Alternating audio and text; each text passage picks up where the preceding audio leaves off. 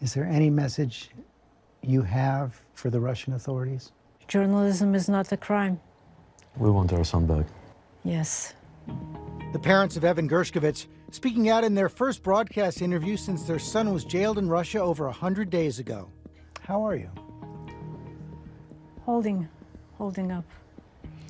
That's the best that we can describe.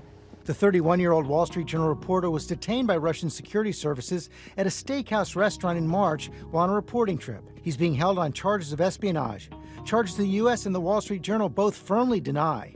Evan has pled not guilty. Some reports say this is the first Russian allegation of spying against a Western journalist since the Cold War. And how about Evan? What are you hearing from him these days? Well, Evan is writing letters. We have ongoing conversation. He tries to take care of himself. He meditates, he watches his diet, he exercises. He has 1 hour of walk outside of his cell. That's his exercise? Yes. And I know in his letters home, he's maintained his sense of humor. Yes. Even teasing you about the breakfast you used to serve? Yes, my cooking.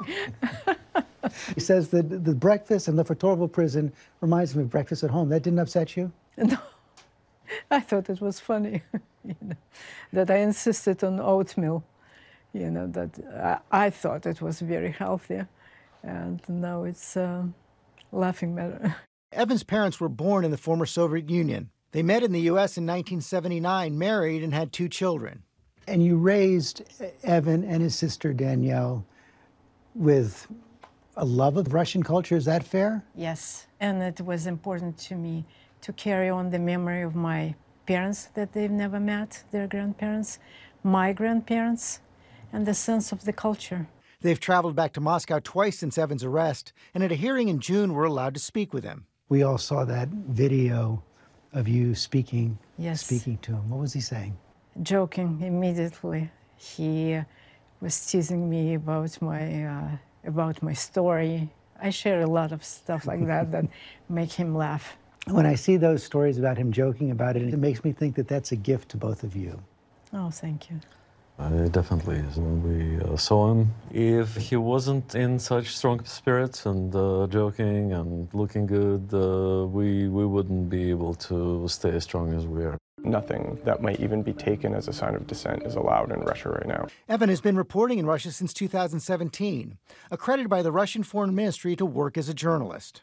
Yeah, he considered it both a privilege and responsibility that he was accredited and that he was a foreign journalist, not a Russian, and he was one of few people who could report honestly what he saw, where a lot of people who were working there cannot say as much as they did. So, were you worried for him? Did you ever try to talk him out of it? Well, I was worried, but he was always, especially the succession of articles about Putin, about economy came out. I got really, really worried. And he was always telling me, Mom, I'm accredited. I'm allowed to be here. But there was always in the back of my mind that he could run into trouble. You know, you're limited in what you can talk about. But when you spoke with President Biden, are you confident that the United States is doing everything it can? That's the only thing that we can rely on and be hopeful. President Biden spoke to us and gave us a promise to do whatever it takes. He talked to us as a parent, and he told us he understands our pain. We also met Secretary of State, Mr. Blinken, as well. He showed us his card with the names of all wrongfully detained Americans around the world. Evan's name was on that list as well, and he promised to us he's not going to rest until all the names are crossed out from his card. President Biden did say that it's a personal matter for him because of his son, and we take a lot of comfort in. That's got to make a difference to hear the President of the United States say that. It does. And you believed him? Absolutely. You're dragging me along. Evan isn't the only American being wrongfully detained in Russia. Paul Whelan, a former U.S. Marine and businessman, was convicted of espionage in 2020 and is currently serving a 16-year sentence. His brother told ABC News a few months ago that the family still has faith he'll be released.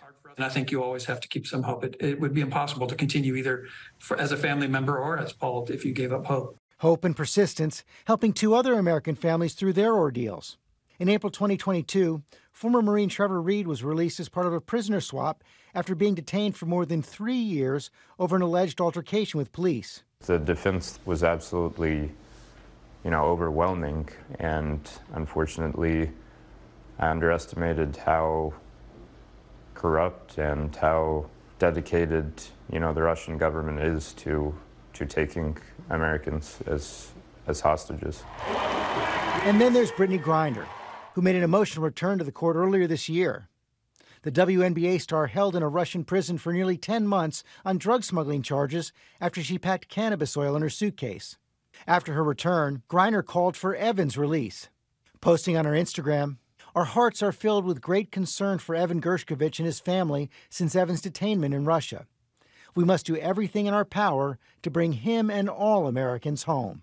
Earlier today on Good Morning America, I asked Secretary of State Antony Blinken about the U.S. government's progress. What can you tell us now about the efforts to bring Mr. Gershkovich home? So, George, as you know, it's been now more than 100 days since Evan's been unjustly detained in Russia. Another American, Paul Whelan, unjustly detained for a lot longer.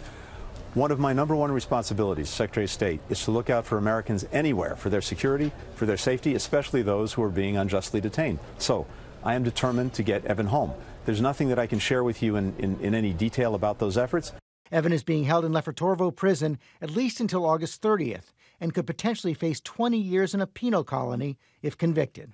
When you heard he was in Lefortovo prison, Yes, you were horrified. horrified, absolutely horrified. What did you know about it? About all those dissidents going into Lefortovo, the name horrifies you. I look at this picture and I see the headline, The 100 Days, but what I see even more than that is a young man who's so open and curious to the world. What do you see? Sometimes it's hard to see his face everywhere.